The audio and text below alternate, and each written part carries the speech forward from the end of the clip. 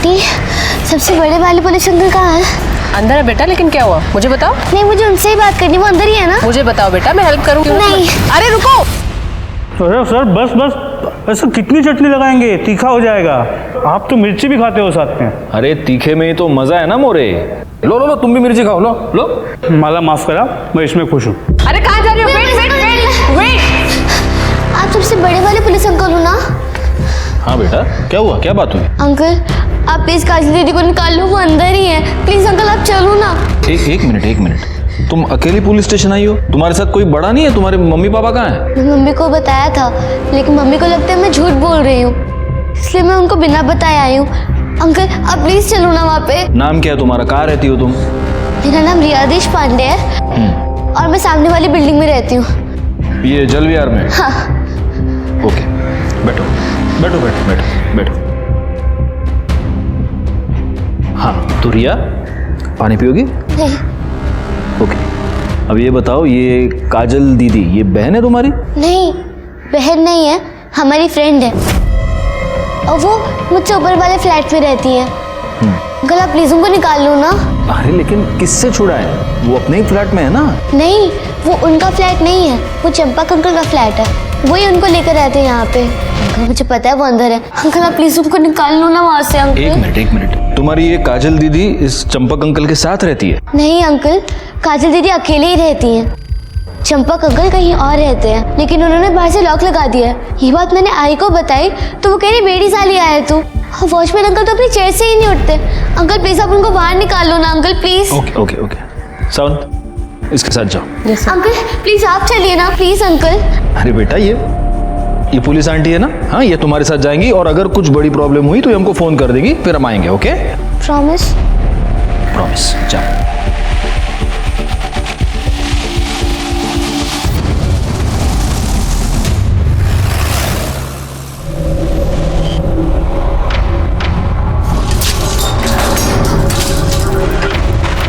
बेटा यहाँ तो ताला लगा है, कोई नहीं है अंदर। आंटी है अंदर, काजल दीदी है। आप लॉक तो खोलिए, मुझे पता है वो अंदर ही होंगी। बेटा, हम ऐसे किसी के घर का ताला नहीं खोल सकते। आप मेरी बात सुनिए ना प्लीज, वो सच्ची में अंदर है, मुझे पता है।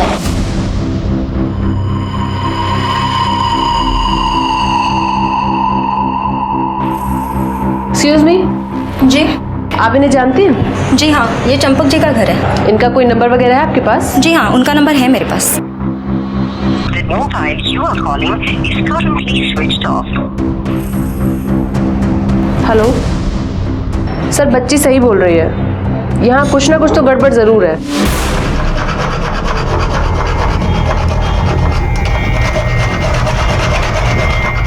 मम्मी, इतनी गंदी स्मेल कहाँ से आ रही है? कुछ नहीं बेटा।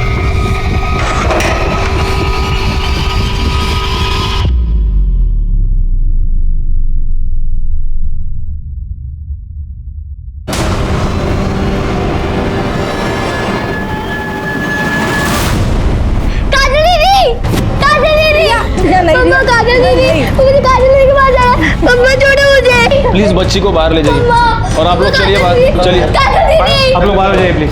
मम्मा। मोरे, पूरा घर ठीक से चेक कर लो। ओ सर, कड़े। कोई चोट के निशान है? No sir. सर ये कपड़ों की हालत और ये सीमेंट स्टेन्स देखकर लगता है कि इसके साथ रेप हुआ है। सर, जब हम आए तो घर लॉक था, तो मे बी जो ओनर है घर का उसी ने रेप और मर्डर किया होगा। सर, अंदर एक लड़की का आधार कार्ड मिला, इसी का है। नाम काजल, बाप का नाम बिरजू यादव। इस पर एड्रेस होगा, इसके घर वालों को इन्फॉर्म करो और उन्हें पुलिस स्टेशन बुला। और इस फ्लैट का ओनर चंपक, क्या चंपक अग्रवाल सर। अग्रवाल, उसको भी पुलिस स्टेशन बुला। सर, ये बाकी के कैमरेस क्यों नहीं चल रहे हैं? सर, सोसाइटी में मेंटेनेंस का काम चल रहा है इसलिए। ठीक है, 27 तारीख का फुटेज दिखाइए। जी सर।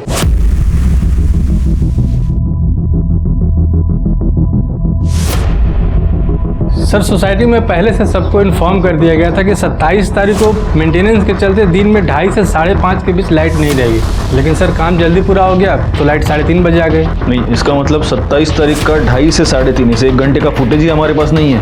नहीं सर। हाँ। ठीक है मोरे, बाकी का फुटेज जल्दी से जल्दी कलेक्ट करो।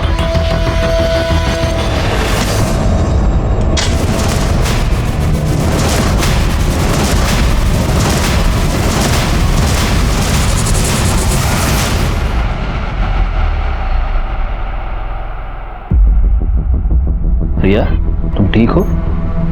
क्या हम बात कर सकते हैं? जी। मुझे एक बात बताओ, तुम्हारी काजल दीदी को तुम कब से जानती हो? 6 महीने पहले, जब वो हमारी बिल्डिंग में नहीं आई थी।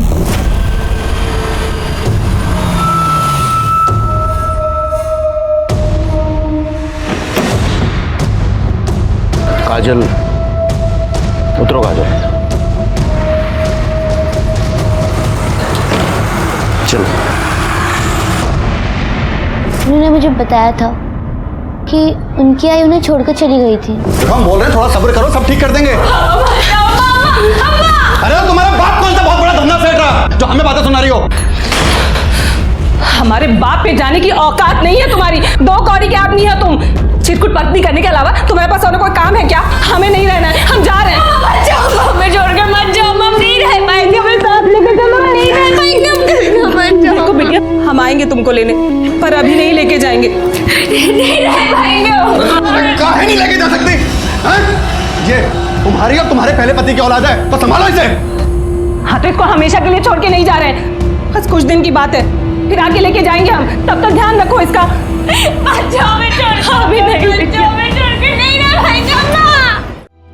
काजल दीदी आते जाते मुझे मिलती थी। पहले तो वो उससे मुझे स्माइली देती थी। दीदी, आप मेरे साथ खेलोगे? अभी मुझे कुछ काम है, तुम खेलो, बाद में खेलूंगी। हाँ ठीक है। फिर धीरे धीरे हमारी दोस्ती हो गई। तुम मुझे पकड़ ली, ठीक है ना? हाँ। चल चल चल।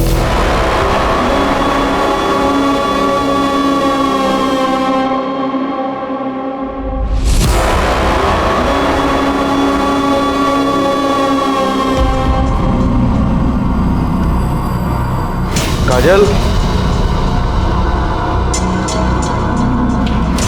काजल,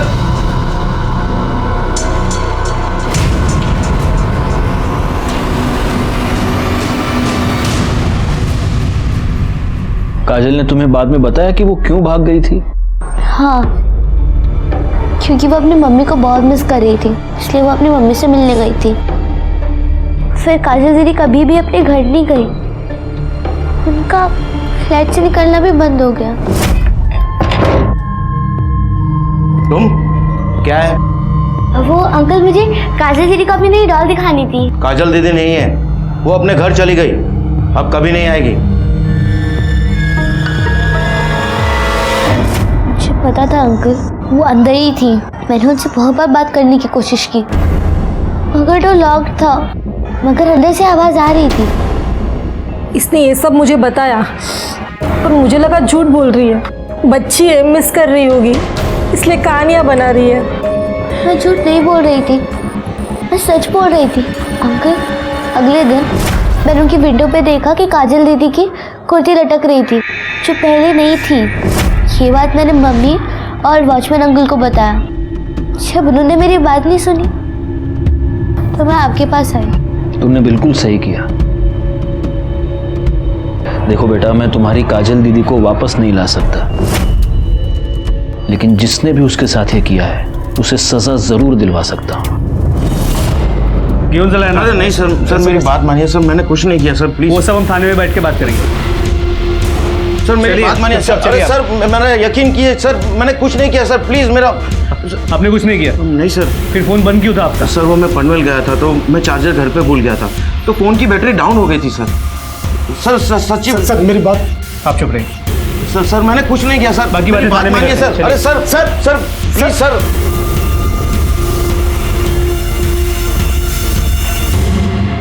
क्या काजल का मर्डर हो गया? किसने मारा उसे और क्यों? यही तो हम भी जानना चाहते हैं। वैसे जलविहार वाले फ्लैट की चाबी सिर्फ आपके पास थी। सर आप मुझ पे शक कर रहे हैं? मैं उसे क्यों मारूंगा?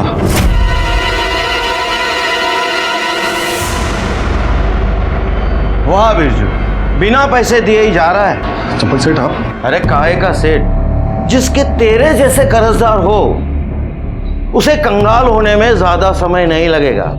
देख, पहले मेरे 8 लाख रुपया वापस कर, फिर यहां से हिलने की सोचना, क्योंकि बिना पैसे मैं तुझे मरने भी नहीं दूंगा।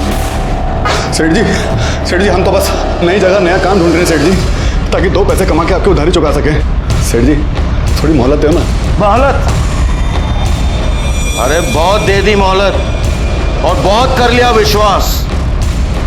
देख, अब या तो तू मेरे पैसे वापस दे दे या कोई गारंटी।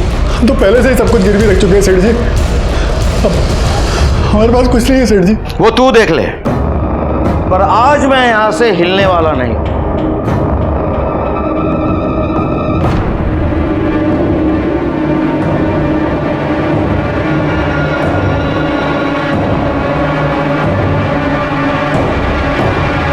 सेठ जी और तो कुछ है नहीं मेरे पास सेठ जी। सेठ जी आप इसे गिरवी रख लीजिए सेठ जी, आपकी गारंटी हो जाएगी और हम कहीं भागेंगे भी नहीं सेठ जी। सर, काजल को रखना मेरी मजबूरी थी, वरना मैं उस बिरजू को पूरे यूपी बिहार में कहां ढूंढता फिरता। तो काजल पर जबरदस्ती करना, उसका रेप करना, यह भी आपकी मजबूरी थी? क्या सर, रेप? जबरदस्ती? नहीं नहीं सर, रेप तो क्या, मैंने उसके साथ ऊंची आवाज में बात तक नहीं की। करड़े सर, इनका सीमेंट सैंपल टेस्टिंग के लिए भेज दो और काजल के कपड़ों पर जो सीमेंट मिला उसे मैच करके देखो और इनसे उस बिरजू का मोबाइल नंबर ले लो।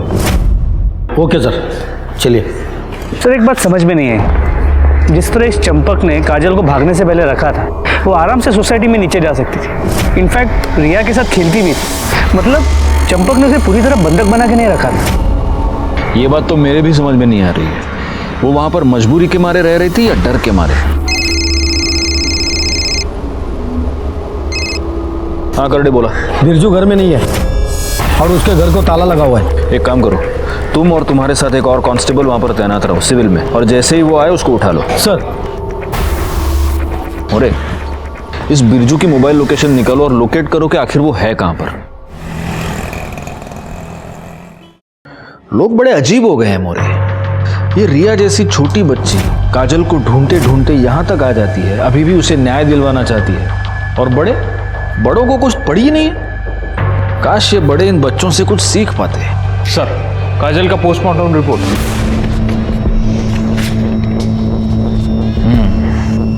मौत का समय दोपहर को 2:30 से 3 के बीच।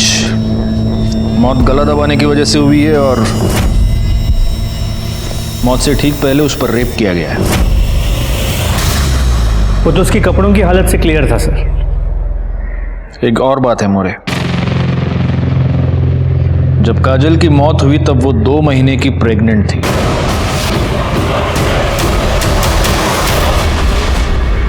छह महीने तक तूने उस लड़की को कैद करके रखा, उस पर रेप किया, उसे प्रेग्नेंट कर दिया और फिर उसे मार दिया। मैंने ऐसा कुछ भी नहीं किया है सर, वो भाग गई थी सर, मैं तो उसे लेने भी नहीं गया, उसका बाप खुद उसे मेरे पास छोड़ के गया था। माफ कर दीजिए सेठ जी, बच्ची है सेठ जी, भला बुरा का कोई समझ नहीं है इसे, लेकिन एक बात हम इसके खोपड़े में अच्छी तरह घुसा दिए हैं कि जब तक हम इसे लेने ना आए ना, ये हिलेगी नहीं यहाँ से सेठ जी। और सेठ जी आपकी तसल्ली के लिए बोल रहे हैं, अगर आप चाहें तो इसे रस्सियों से बांध के रखिए, हमें कोई एतराज नहीं।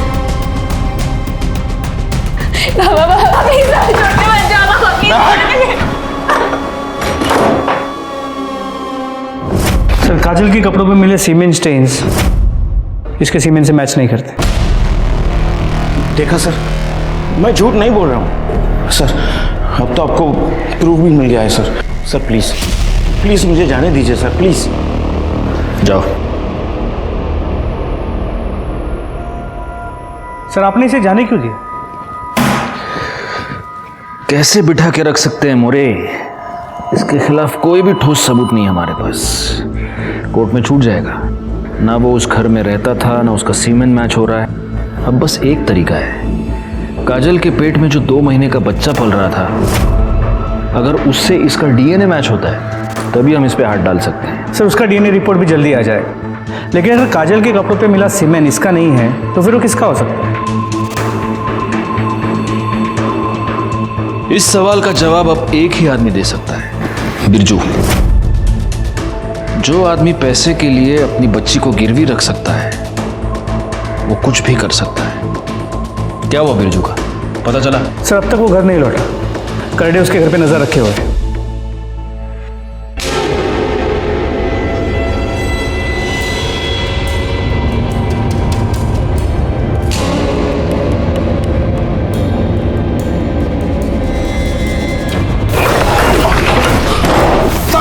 भागने की इतनी भी क्या जल्दी है?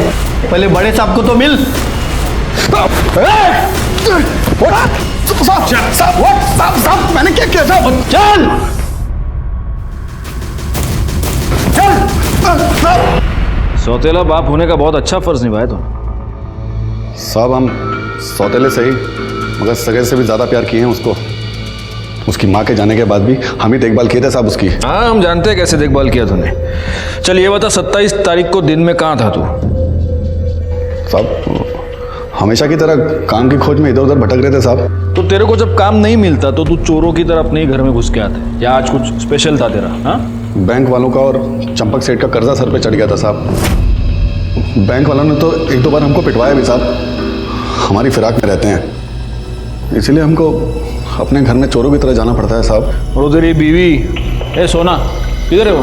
अरे काहे की बीवी साहब, वो तो हमें 6 महीने पहले ही छोड़ के चली गई। कहने को हमारी है, रहती किसी और के साथ है साहब। किसके साथ? वो पता नहीं। क्यों?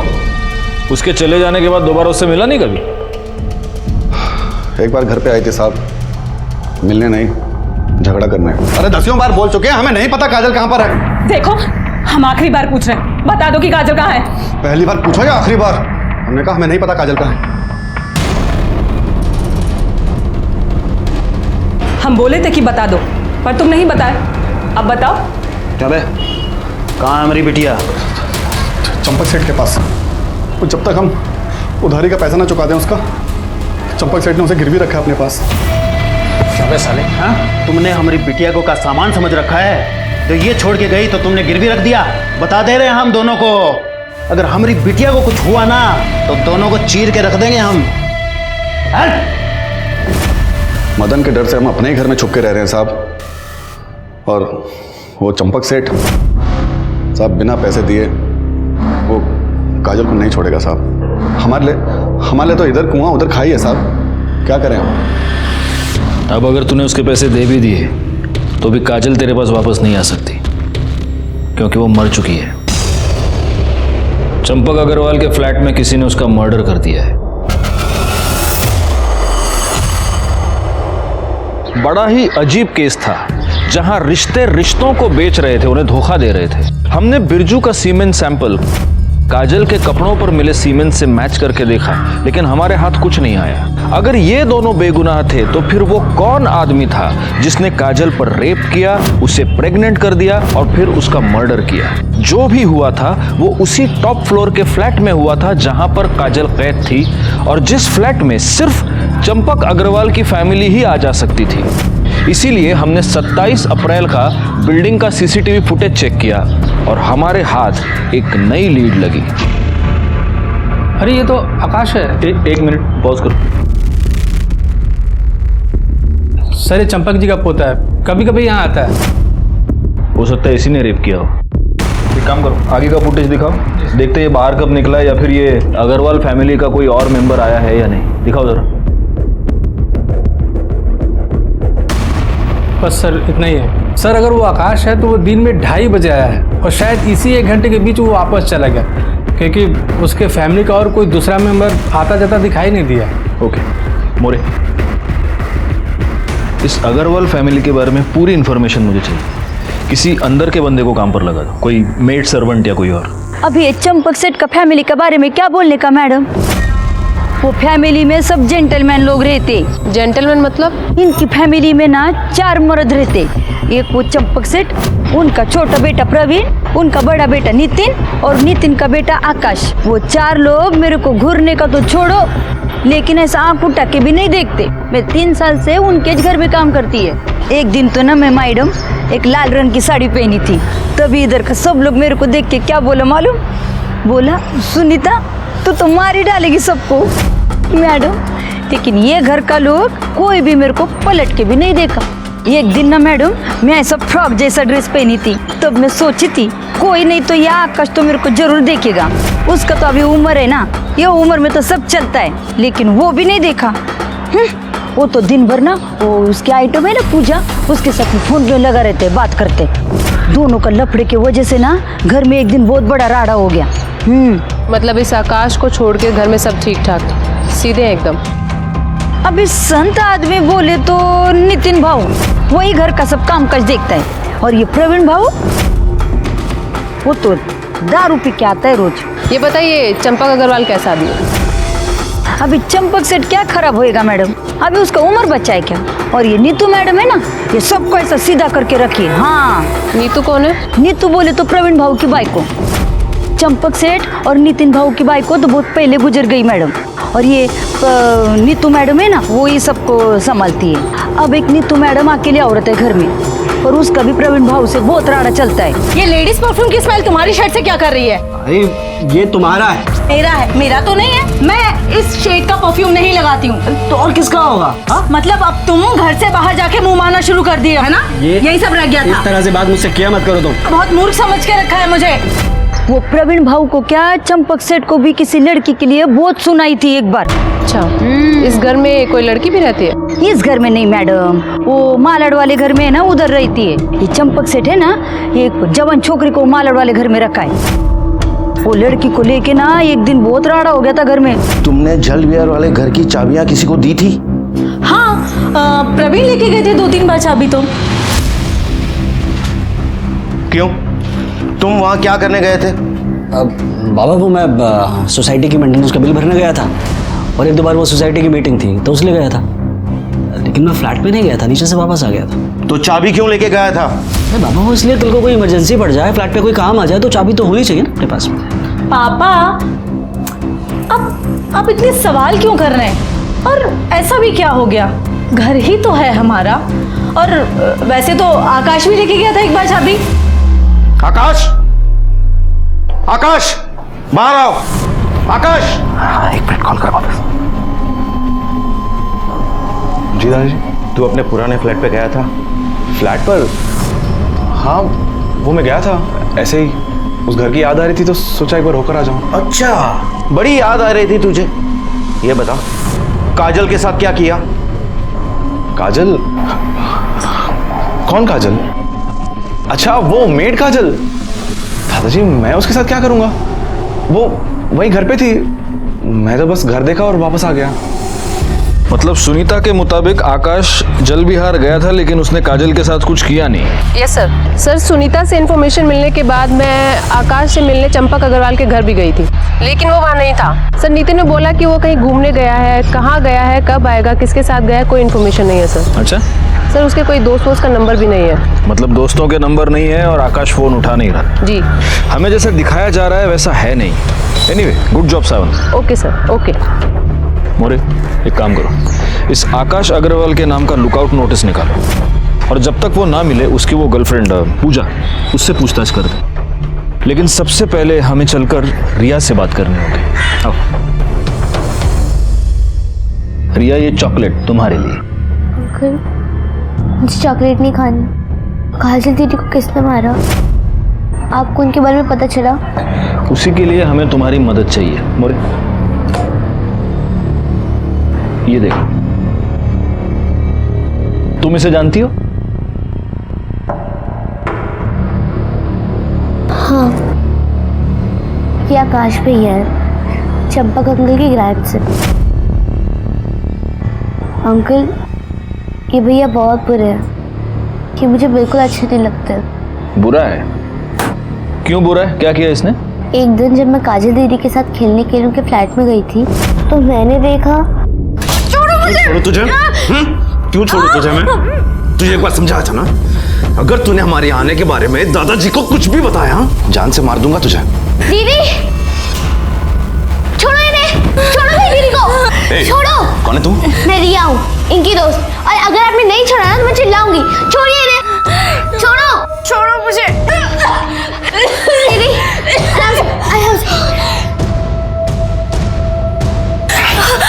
जो मैंने कहा उसे याद रख। चलो। अच्छा, आप एक बात बताइए मोरे, ये आकाश के पिता नितिन या फिर इनके भाई प्रवीण, इन दोनों को आपने बाद में कभी आपकी सोसाइटी में देखा है? जी, प्रवीण भाऊ को मैंने सोसाइटी मीटिंग में 1-2 बार देखा है, पर नितिन भाऊ को जब से इन लोग शिफ्ट हुए ना 2 साल हो गए, तब से यहाँ नहीं देखा। नितिन भाऊ बहुत अच्छे इंसान है, पर उनका बेटा वो तो एकदम आवारा बन गया है। और ये प्रवीण भाऊ वो तो नितिन भाऊ से एकदम उल्टे, दारू पीना, तमाशा करना, वॉचमैन के साथ मारामारी करना, ये उसका रोज़ का काम है। इसीलिए सोसाइटी में उसकी कंप्लेंट हो गई थी। उसी के बाद चंपक भाऊ ने यहाँ से शिफ्ट कर लिया। ठीक है, हम चलते हैं। रिया, और ये चॉकलेट तुम्हारे लिए। अंकल, आप काजल दीदी को जिसने मारा है अपने पकड़ तो लोगे ना? बहुत जल्दी पकड़े। हाँ? क्या सावंत मैडम, आपको कुछ सुनाई दिया? No sir. मोरे, तुमने सुना कुछ? कुछ सुनाई नहीं दे रहा। वॉल्यूम बढ़ाइए थोड़ा अपना। हाँ चलो बताओ। सर, मेरे और आकाश के रिलेशनशिप में कोई कमिटमेंट नहीं था, वो बस सेक्सुअल था। देखो पूजा, कुछ भी बोलने से पहले जरा सोचना, क्योंकि अगर तुमने झूठ बोला तो सावंत मैडम तुम्हें इतना मारेंगी कि बाद में तुम कुछ भी बोलने के काबिल नहीं रहोगे। जो भी बोलना सच बोलना, ओके? हाँ चलो बोलो, क्या हुआ फ्लैट में? सर, उस दिन मैं और आकाश बेडरूम में थे।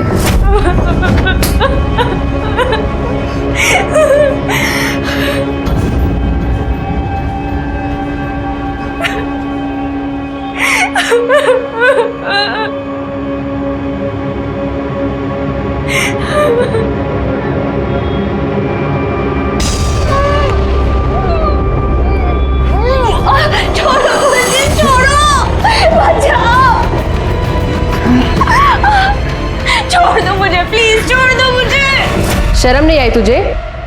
एक लड़की होके दूसरी लड़की के साथ ऐसा करते हुए? तेरी माँ को बताऊं तेरी हरकत के बारे में? मुझसे गलती हो गई, प्लीज मेरी आई को कुछ मत बोलना। आकाश कहाँ है? सर, मुझे नहीं पता आकाश कहाँ है। वो तो मेरा फोन भी पिक नहीं कर रहा है। जल्दी जल्दी आओ, इधर खुदाई का काम करो, थोड़ा पानी का टाकी बनाने का है। आओ, इतना चौको ना करो। हाँ, संभालो, संभाल के जरा। अरे ये क्या है? हटो, पीछे हटो।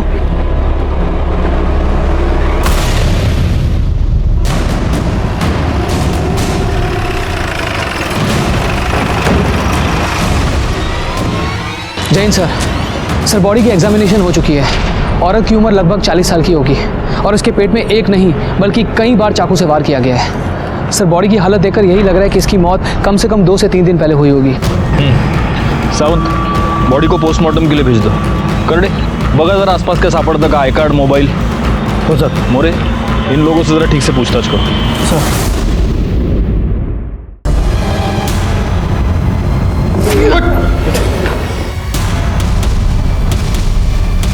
सर, ये तो काजल की माँ सोना है। क्या? हाँ सर, इसका मैंने फोटो बिरजू के घर पे देखा था। सोना का मर्डर हमारे लिए बहुत ही शॉकिंग था, और शॉक के साथ साथ ये मर्डर हमारे लिए एक डाउट भी लेकर आया था कि क्या इन दोनों माँ बेटी के मर्डर्स का आपस में कोई कनेक्शन था, और अगर था तो क्या था। फॉरेंसिक रिपोर्ट के मुताबिक चंपक अग्रवाल के फ्लैट के दरवाजे पर रिया, काजल, चंपक और आकाश के अलावा 3 और लोगों के फिंगरप्रिंट्स मिले थे। इसका मतलब वहां पर कोई और भी आया था। फॉरेंसिक रिपोर्ट के बाद हमने सीसीटीवी फुटेज चेक किया, जिसमें से एक नया सच सामने आया जो चंपक के बेटे प्रवीण से जुड़ा हुआ था। सर, ये आप मुझे क्यों दिखा रहे हैं? इसलिए दिखा रहे क्योंकि तूने ये कहा था कि तू जल विहार वाले फ्लैट पर कभी गया ही नहीं। जी। लेकिन काजल के मर्डर से 1 हफ्ते पहले यानी 20 तारीख को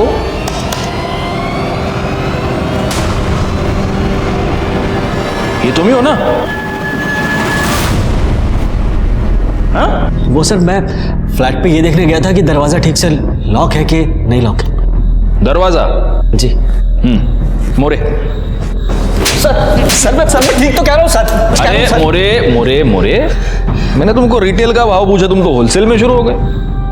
हाँ प्रवीण बोलो, मार खाओगे, मिर्ची खाओगे या सच बोलोगे? सर वो 4 महीने पहले मैं एक फाइल ढूंढने गया था जल विहार वाले फ्लैट पर। वहां जाकर मैंने देखा। ए, कौन है तू? ये तो हम आपसे पूछ रहे हैं, आप कौन है? अरे ये घर है मेरा, इस घर का मालिक हूं मैं। तू अंदर कैसे आई? कर क्या रही है तू यहाँ पर? वो हम काजल यादव है, बिरजू यादव की बेटी। चंपक सेठ से हमारे बाबा ने पैसे लिए थे तो वो चुका नहीं पाए, इसीलिए हमको गिरवी रख दिया उन्होंने। हमारे पापा जल्दी आएंगे और हमको छुड़ा के ले जाएंगे। पागल तू रो क्यों रही है? रोना बंद कर। मैं ना बाबा से बात करूंगा।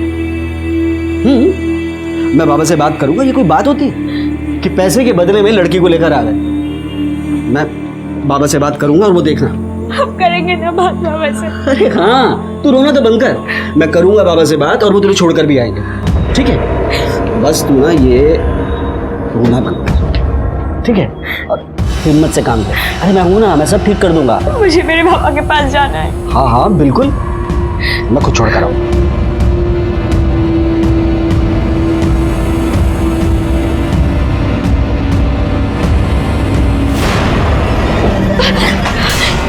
क्या कर रही है तू? अपने आजाद होने की कीमत तो देनी पड़ेगी ना। अब ज्यादा नखरे मत कर।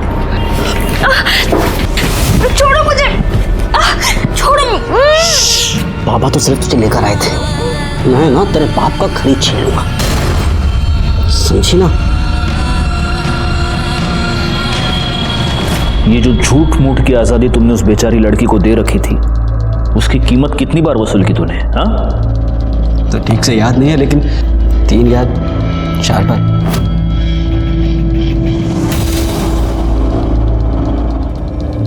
आखिरी बार कब गए थे? 1 हफ्ते पहले। साले, तुझे जो चाहिए था वो सब कुछ तुझे मिल रहा था, तो उसको मार क्यों दिया? सर मैंने काजल को नहीं मारा सर। मैं कसम खाकर कहता हूं मैंने उसका खून नहीं किया। करडे, इसका सीमेंट सैंपल टेस्टिंग के लिए भेज दो। काजल के कपड़ों पर जो सीमेंट मिला उससे मैच करके देखो। लेके जाओ इसको। सर चल। और सुने प्रवीण, तेरा टेस्ट नेगेटिव भी आया ना तो रेप केस के चार्ज में तो अंदर कर ही दूंगा तेरे को मैं। मेरी बात सुन। चल रहे, मेरी बात तो सुनिए आप। अरे सर,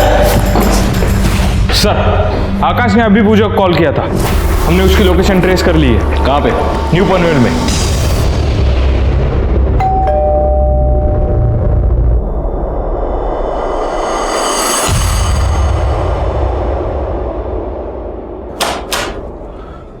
क्या है?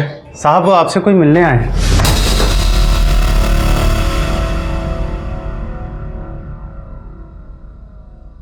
काजल पर कितनी बार रेप किया तूने? सर 2 बार सर। एक बार पूजा के साथ, दूसरी बार last month. Sir sorry sir, मैंने बहुत ज़्यादा पी रखी थी सर, और उसके बाद पूजा भी अवेलेबल नहीं थी सर, तो मैं वहाँ चला गया।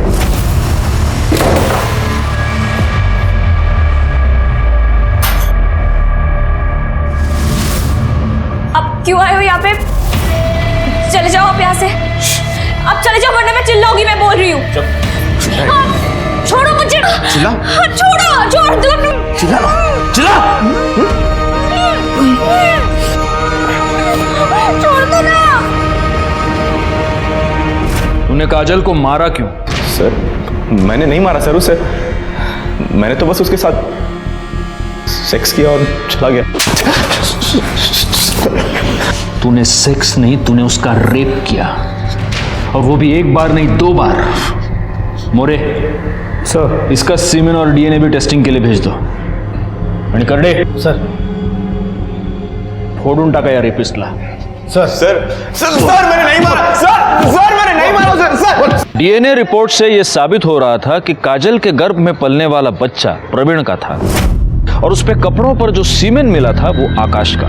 इससे ये साफ था कि प्रवीण ने काजल को प्रेग्नेंट किया था और मरने से पहले आकाश ने काजल का रेप किया था।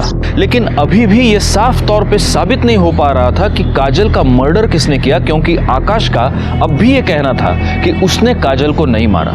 दूसरी तरफ सोना की पीएम रिपोर्ट से ये साफ था कि उसकी मौत पेट में चाकू मारने की वजह से हुई थी। और तभी सोना की सीडीआर डिटेल्स हमारे सामने आई। सर, सोना की कॉल रिकॉर्ड के मुताबिक वो एक शंकर राय नाम के आदमी के साथ रेगुलर टच में थी। ये शंकर राय एक हिस्ट्री शीटर है जो चोरी के लिए जेल जा चुका है। ये शंकर राय फिलहाल एक पप्पू नाम के आदमी के साथ रहता है जो चाबी बनाने का काम करता है। अब सर, सबसे इंटरेस्टिंग बात यह है कि 27 अप्रैल को दोपहर 3:37 पे ये शंकर और पप्पू जल विहार बिल्डिंग के सीसीटीवी फुटेज में देखे गए सोसाइटी से बाहर निकल रहे हो 3:37 पे। यानी काजल के मर्डर के बाद उठा लो दोनों को।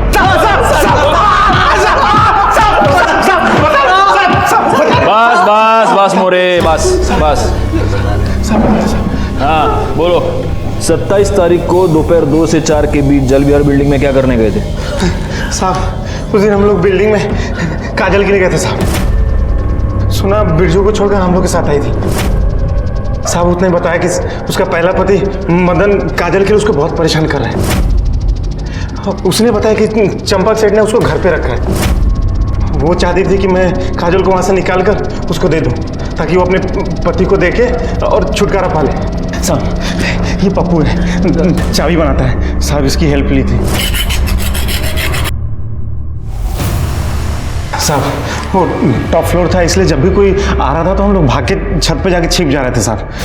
कितने बजे घुसे थे बिल्डिंग में? साहब, वो तकरीबन 2:45 बजे का टाइम था साहब। पप्पू ने बाहर वाले ताले की चाबी बना लिया था, सिर्फ लैच बनाना बाकी था। हम लोग बना रहे थे तभी लगा कि लिफ्ट से कोई आ रहा है साहब। हम लोग भाग के छत पे जाकर छिप गए थे साहब। कौन था? पता नहीं साहब, झटका तो तब लगा जब वो भी आदमी अगर छत पे ही छिप गया और लगभग 10-15 मिनट तो वहीं रहा। क्या किया उसने वहां पर? साहब, किया कुछ नहीं, लेकिन बार बार फ्लैट की तरफ देख रहा था और अचानक नीचे चला गया। हम लोग वहीं रुके, हम लोग देखे कि कोई आने वाला तो नहीं है। जब लगा कि नहीं आने वाला है तो हम लोग भी नीचे गए और जो चाबी बनाया था उसको खोल के अंदर गए। अंदर जाकर देखा तो साहब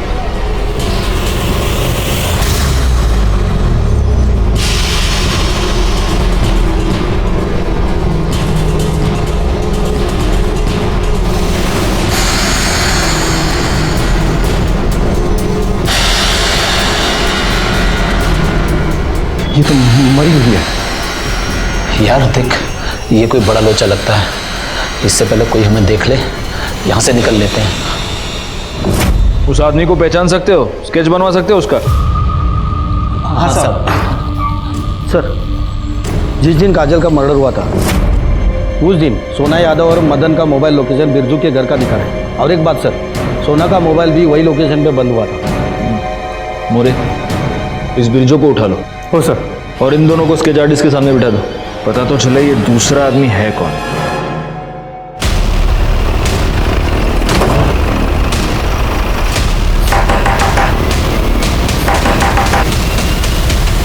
साहब, आप लोग, आपका क्या हमने साहब?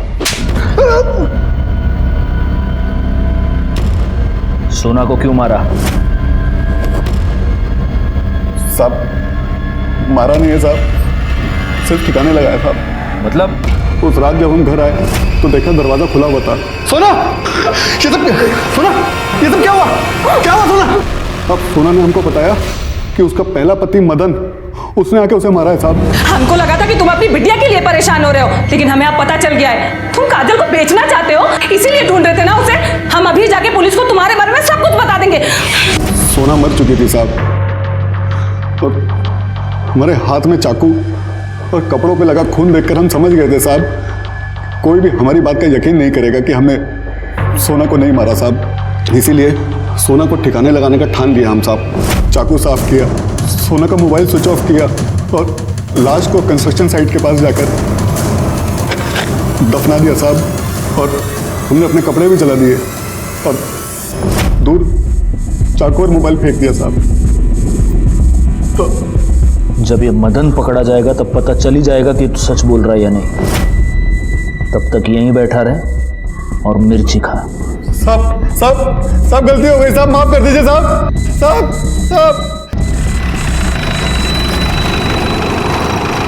सर, दरवाजे पे मिले 3 अननोन फिंगरप्रिंट्स का पता चल गया है।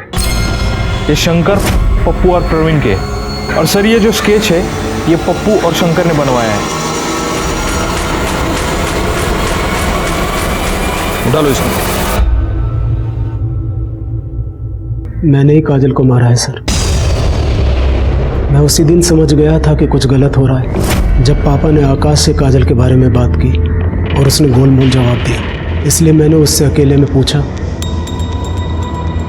तो उसने बताया कि उसी ने काजल का रेप किया था, लेकिन उसने मेरी कसम खाई थी कि वो दोबारा ये सब कुछ नहीं करेगा। इसलिए मैंने ये बात किसी को नहीं बताई, लेकिन मैंने उस पर नज़र रखनी शुरू कर दी। आखिरकार वही हुआ जिसका डर था।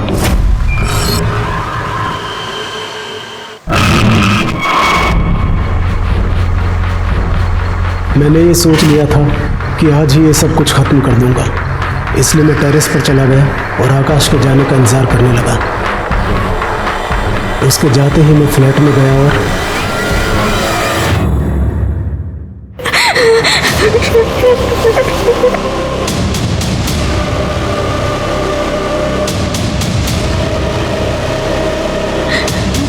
कौन हो आप? चले जाओ यहाँ से, चले जाओ। मुझे पता था उस दिन सोसाइटी में पावर कट होने वाला है, इसलिए सीसीटीवी फुटेज में हमें से कोई नहीं दिखाई देगा। Thank you uncle. Thank you तो हमें तुम्हें कहना चाहिए। और तुम्हारी काजल दीदी जहां भी होगी वो बहुत खुश होगी कि उसे तुम्हारी जैसी लॉयल फ्रेंड मिली। तुम बहुत बहादुर हो बेटा, ऐसे ही रहना। Thank you uncle. एक 8 साल की बच्ची की अवेयरनेस की वजह से सारे गुनहगारों को अपने किए की सजा मिल गई। मदन को सोना के कत्ल के जुर्म में, प्रवीण और आकाश को काजल पर रेप करने के जुर्म में और नितिन को काजल का खून करने के जुर्म में सजा हुई। काजल के पिता बिरजू को पुलिस को गुमराह करने के और सबूत मिटाने के जुर्म में सजा हुई। और काजल की मां सोना अपने ही स्वार्थ का शिकार बन गई। ये सारे लोग अपने किए की सजा भुगत रहे थे। बस एक मासूम काजल थी जो इन वाहियात स्वार्थी लोगों की वजह से अपनी जान गंवा बैठी। मैं सीनियर इंस्पेक्टर राजेश जाधव आपसे विदा लेता हूं। दोबारा मिलूंगा, तब तक सतर्क रहिए और देखते रहिए क्राइम पेट्रोल दस्तक, क्योंकि मकसद बताना नहीं बचाना है। जय हिंद।